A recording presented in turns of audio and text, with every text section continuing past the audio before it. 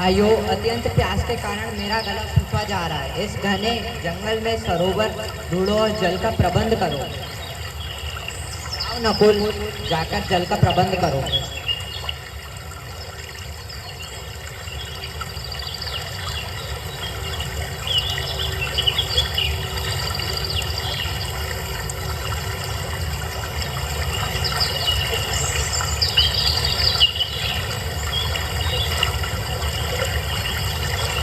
मुझे प्रतीत होता है कि थोड़ी दूर एक तालाब है।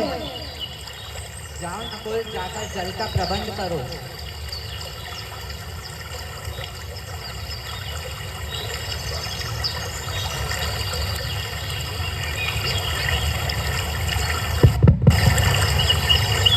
ठहरो, तुम इस सरोवर का जल नहीं पी सकते।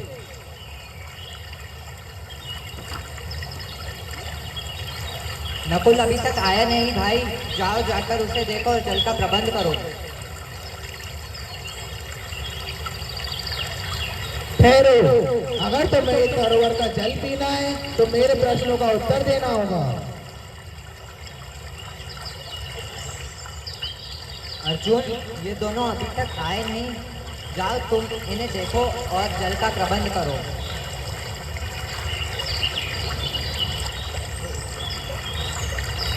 ठहरो, इस सरोवर का जल पीने से पहले तुम्हें मेरे प्रश्नों का उत्तर देना होगा।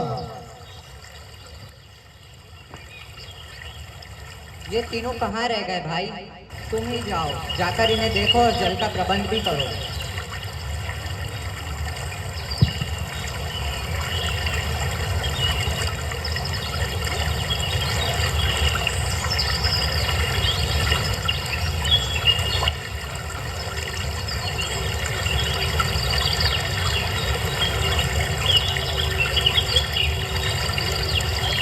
ठहरो, अगर तुम्हें इस सरोवर का जल पीना है तो मेरे प्रश्नों का उत्तर देना होगा।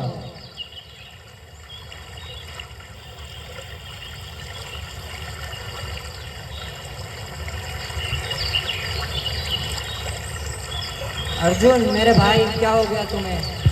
अर्जुन, भीम, सहदेव, नकुल, इनके शरीर पर तो कोई घाव भी नहीं दिख रहा है। तो क्या इस सरोवर का जल ही विषैला है? लेकिन इनके शरीर पर तो जल का रहस्य कुछ ऐसा है जो दिखाई नहीं पड़ रहा है। तो क्या इस सरोवर का जल ही विषैला है? लेकिन इनके शरीर पे तो विष का प्रभाव भी नहीं दिखाई दे रहा है। इस सरोवर में कुछ ऐसा रहस्यमय है। मैं खुद पीकर देख लेता हूँ। ठहरो, इस सरोवर का जल पीने से पहले तुम्हें मेरे प्रश्नों का उत्तर देना होगा। आप कौन है देव? मुझे अपनी पहचान बताइए। मैं यक्ष हूँ, ये सरोवर मेरा है। अगर तुम्हें इस सरोवर का जल पीना या ले जाना है तो पहले मेरे प्रश्नों का उत्तर देना होगा। आप प्रश्न पूछिए, मैं उत्तर देने का प्रयास करूंगा। धरती से भारी कौन है? माता। आकाश से ऊंचा कौन है? आकाश से ऊंचा पिता है। वायु से अधिक तेज कौन है? मन। संख्या में तिनकों से अधिक क्या है? चिंता। मृत्यु के समीप हुए पुरुष का मित्र कौन है? दान। मनुष्य की आत्मा कौन है? पुत्र। विदेश में धन क्या है? ज्ञान। रोगी का मित्र कौन है? रोगी का मित्र औषधि है। पूरे जगत को किसने ढक रखा है? पूरे जगत को अज्ञान के अंधकार ने ढक रखा है। काजल से अधिक काला क्या है? कलंक। आलस क्या है? अपने धर्म का पालन न करना ही आलस है। स्वर्ग का मुख्य स्थान क्या है?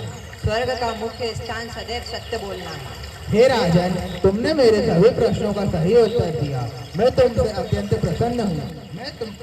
मैं तुम्हारे एक भाई के प्राण वापस लौटाता हूँ। इच्छा करो।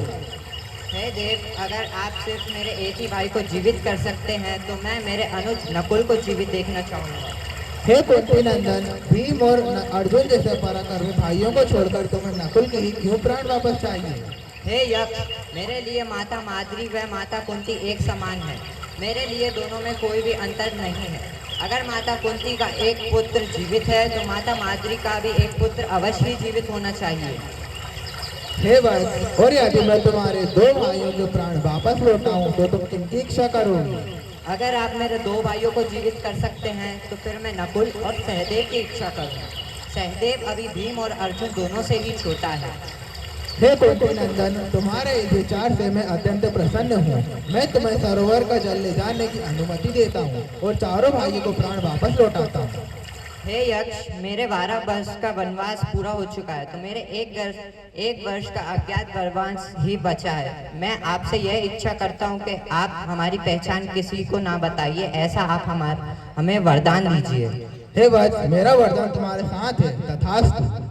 धन्यवाद।